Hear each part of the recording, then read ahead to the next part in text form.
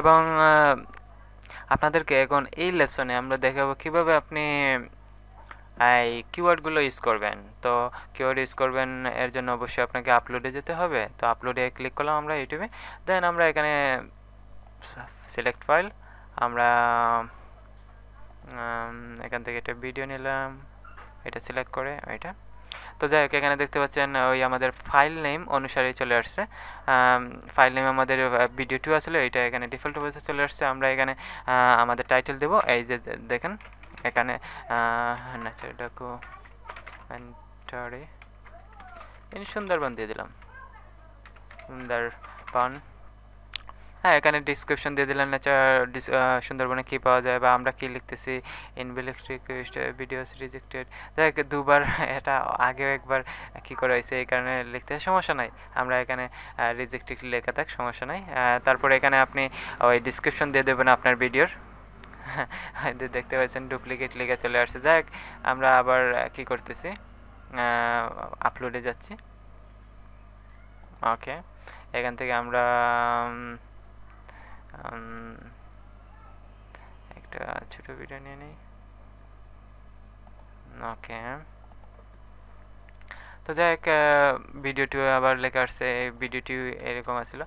Description দেবেন, এইটাও keyword use করার একটি অন্যতম উপায়। তারপর এখানে দেখতে পাচ্ছেন টাস্ক, যেমন নেচার ডকুমেন্টারি ইন বাংলাদেশ, তারপর এন্টারপ্রাইজ, ওইটাও কিন্তু কিওয়ার্ড ইউজ করার একটি অন্যতম উপায়। পাশাপাশি আপনি এই যে টাইটেল দিতে হবে, হ্যাঁ টাইটেল এখানে লিখতেছে নেচার। যাই হোক, আমরা এভাবে লিখবো না, নেচার ডকুমেন্টারি একটু লং করব, ডকুমেন্টারি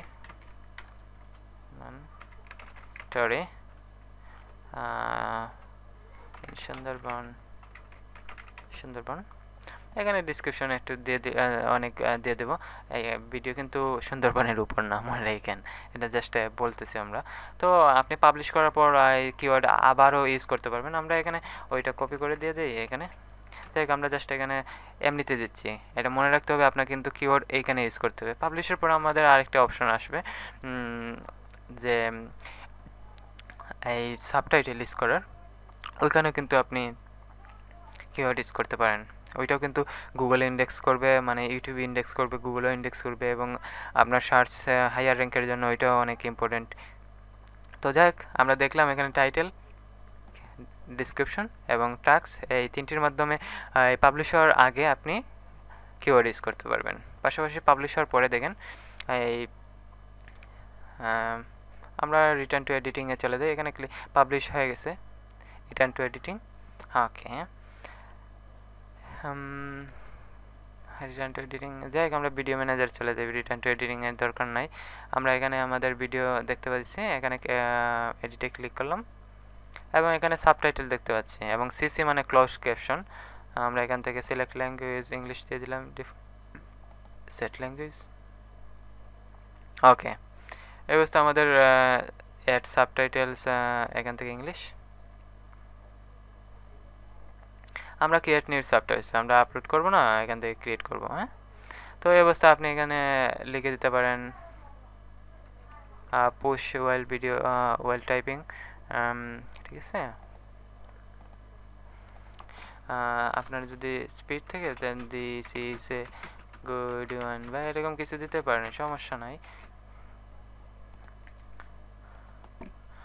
আই এম ওকে, তারপর আবার পরবর্তীতে এভাবে দিয়ে দিলেন, বা আপনি অ্যাড করতে পারেন একটার পর একটা, যেমন এখানে দিলাম প্লাস ওপেন করেন, সেম হয়তো এখানে কিছু লিখেন দিস ইজ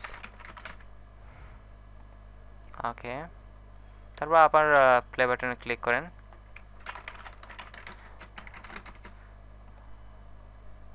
আবার করেন এইভাবে আর কি। তো এখন আমরা যদি